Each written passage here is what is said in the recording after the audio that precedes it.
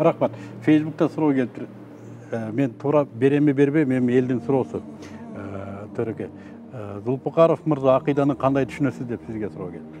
Жооп берсеңиз болот, бербесеңиз деле болот, себеби жооп алып. Эми бул азыр Фейсбуктагы суроо дамыла жооп бергенге чейин болуп калды окшойт. Акыйданын негизги түшүнүктөрүн молдолор, дамылларыбыз өзү түшүндүрсө болот да.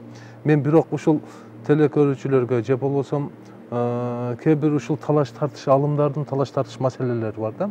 Бул алымдарга тиешелүү. Сиз жана экөөбүзгө окшоп баягы 5 убак намаз деп баягы дамылларыбыздын артынан окуп аткандарга мисалы үчүн ушул кээ бир мисалы үчүн биздин акылыбыз жетпеген баягы талаш тартыш маселеге биз кирбесек баягы коомдо бөлүнүү болбойт экен да.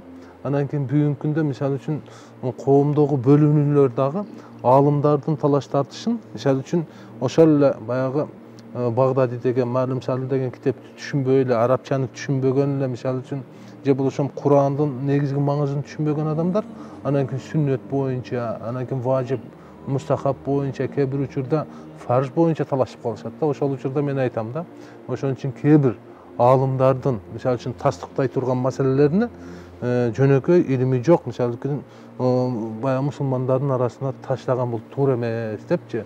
Ошон үчүн бизге баягы пайгамбар саллаллаху алейхи вассалам өзүнүн мисалы үчүн мураскерлерин имамга баш үй, пайгамбарга баш үй адам ушундай хадис бар, туурабы?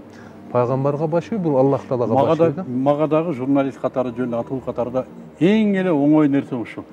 Мен да мындай нерсеге киргим келбейт, талашкым келбейт, бир нерсеге бирөө менен далилдегим келбейт, мен билимим жок буга. Ушу бир устазды кармасам, ооба. Таратты кандай алам устаз? Ал мага көрсөтүп берсе, мындай аласың. Туурабы? Туура болду, ушуну айткандай. Намазды кантип окуйм? Кудай жөнүндө кандай көз карашта болуш керек? Ооба. Ал айтып берди, Кудайды мындай деп бил болду. Башка башың оорутпа, бар журналистиканы кыла бер. Бүттү. Мага ушул ыңгайлуу. Карапайым элге ошол таклит дейт ушул. Таклит билимдүүдү ээрчишти таклит. Таклит важып аларга. Ээрчисин билимдүү. Эми мен ушуну каалайт элем бүгүнкү күндө, ушу жанагы чындап айтканда, билимдүүлөр көтөргөн маселе билимдүүлөрдүн эле арасында калса, жөнөкөй эл өзүнүн эле ибадатын кыла берсе. Туура болобу ушул дамга?